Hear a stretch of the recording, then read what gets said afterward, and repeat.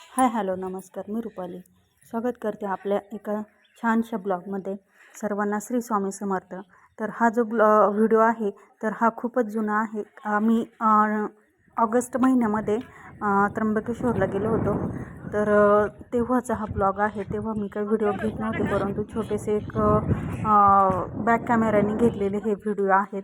तर ब्रह्मगिरीला गेलो होतो आम्ही सगळे मैत्रिणी मिळून, आणि खूप पाऊस झालेला होता आदल्या दिवशी, म्हणून हा चिखल दिसत आहे. आणि डोंगर तर बघा इतका छान दिसत होता, सगळीकडं हिरवळ होती, छान आभाळ पण दाटून आलेले होते. आणि तो जो निसर्गरम्य वातावरण होतं खूपच छान होतं, एकदम मस्त, अगदी म्हणजे डोळ्यांना भारावून जाणारं असं ते वातावरण होतं. आम्ही अगोदर आदल्या दिवशी त्र्यंबकेश्वरला खाली मुक्कामी राहिलो.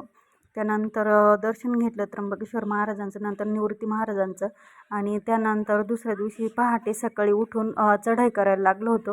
तर खूपच अंधार होतं आणि पायऱ्या पण दिसत नव्हत्या, परंतु मग जेव्हा उजेड पडायला लागला त्यावेळेस पायऱ्या दिसायला लागल्या, आणि तेव्हा आम्ही चढाई चांगल्या प्रकारे करू शकलो. आणि आता इथे पण बघा, तर ह्या डोंगराच्या पलीकडे मंदिर आहे. तर हा डोंगर पार करून आम्हाला पुढे जायचं होतं. आणि चिखल तर बघा, चढाई अक्षरशः खाली बसून करावी लागत होती, कारण पाय जर सटकला डायरेक्ट खाली रेंगळत खाली. तर मधला जो हा स्टॉप आहे तर इथं थोडंसं सपाट भाग आहे, आणि तिथं खूपच छान वारं सुटतं. आणि फोटोशूट तर इतकं छान सुंदर होतं. तर आम्ही सगळ्यांनी गॉगल नेलेले होते, आणि एक जे जोडपं होतं तर त्यांनी गॉगल नव्हता आणलेला. त्या ताईंनी माझ्याकडून गॉगल फोटो काढण्यासाठी घेतला. तर ते बघा तिथे जे दिसतंय ऑरेंज कलरचं, तर तिथे मंदिर आहे. आणखी खाली आता डोंगर खाली उतरायचं आहे. तर तुम्ही कधी गेला असेल ब्रह्मगिरीला तर तुम्हाला अनुभव येईलच, आणि जरी नसेल गेला तर एकदा जाऊन बघा, खूपच छान वाटतं. आणि जरी जायचं असेल तर जेव्हा पाऊस चालू असतो तर त्यावेळेस जायचं, कारण निसर्ग बघायला मिळतो आपल्याला. तर ह्या सगळ्या मैत्रिणी हाय करत आहे. तर या ठिकाणी गंगा नदी वाहत आहे, आणि ती पण गुप्त स्वरूपात.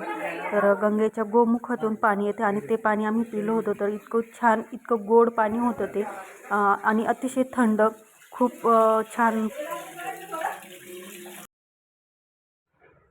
काय झाडी, काय डोंगर.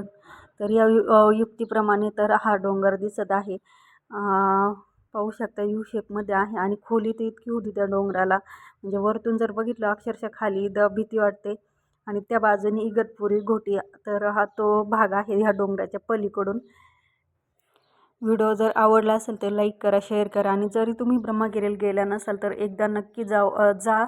आणि ते पण ऑगस्ट महिन्यात, सप्टेंबर ज्यावेळेस पाऊस चालू असतं तर त्यावेळेस नक्की जा. खूप छान वाटतं तिथं गेल्यानंतर.